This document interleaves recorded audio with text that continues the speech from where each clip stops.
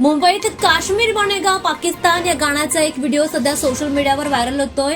या व्हिडिओमध्ये काश्मीर बनेगा पाकिस्तान हे गाणं लावण्यात आल्यामुळे मोठा राजकीय वाद निर्माण झालाय। दरम्यान महापालिका निवडणुकीपूर्वी हा व्हिडिओ सोशल मीडियावर व्हायरल झाल्यामुळे याची सगळीकडेच चर्चा सुरू आहे। दरम्यान मंत्री नितेश राणे यांनी काल सोशल मीडियावर हा एक व्हिडिओ शेअर केलाय, ज्यामध्ये काश्मीर बनेगा पाकिस्तान हे गाणं वाजत असल्याचं दिसून येत आहे। हा व्हिडिओ एका सोशल मीडिया अकाउंटवरून शेअर करण्यात आलाय, जिथे या घटनेचा, या गाण्याचा तीव्र निषेध केला जातोय। दरम्यान मुंबईमध्ये राहून काश्मीर बनेगा पाकिस्तान अशा घोषणा उडणार नाहीत असं नितेश राणे यांनी म्हटलंय। सोबतच या घटनेवर तीव्र प्रतिक्रिया देखील व्यक्त केली जाते। राणे यांनी म्हटलंय की अशा कृत्यांना मुंबईमध्ये, महाराष्ट्रामध्ये खपवून घेतलं जाणार नाही। त्यांना चांगलाच इशारा दिलाय की जिहादी मानसिकता दाखवणाऱ्यांवर कडक कारवाईला सामोरं जावं लागेल, ज्यामध्ये बुलडोजर देखील असेल। त्यासोबतच आता भारतात राहून पाकिस्तानचा गौरव करण्याचा प्रयत्न करणाऱ्यांनी संरक्षणाची अपेक्षा करू नये असं त्यांनी म्हटलंय। त्यामुळे आता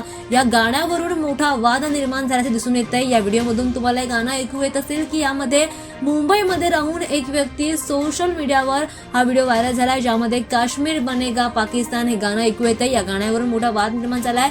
दरम्यान हे गाणं चालवणाऱ्या व्यक्तीला पोलिसांनी अटक केली आहे आणि मुंबईमध्ये राहून असं गाणं वाजवणाऱ्या व्यक्तीचं नाव हा 25 वर्षीय व्यक्ती अब्दुल रहमान सदरुद्दीन शाह असं या व्यक्तीचं नाव आहे आणि तो त्याच्या दुकानामध्ये, सलूनमध्ये हे गाणं वाजवतानाचा त्याच्यामध्ये छापा टाकण्यात आलाय। दरम्यान या आरोपीला आता अटक करण्यात आली आहे। तपासाचा भाग म्हणून पोलिसांनी मोबाईल फोन देखील जप्त केलाय। भारताच्या सार्वभौमत्व आणि एकतेविरुद्ध मजकूर पसरवल्याबद्दल त्याच्यावर गुन्हा दाखल करण्यात आलाय। त्यामुळे काश्मीर बनेगा पाकिस्तान या पाकिस्तानवरच्या गाण्यावर मोठा राजकीय वाद निर्माण झाल्याची ही बातमी आहे।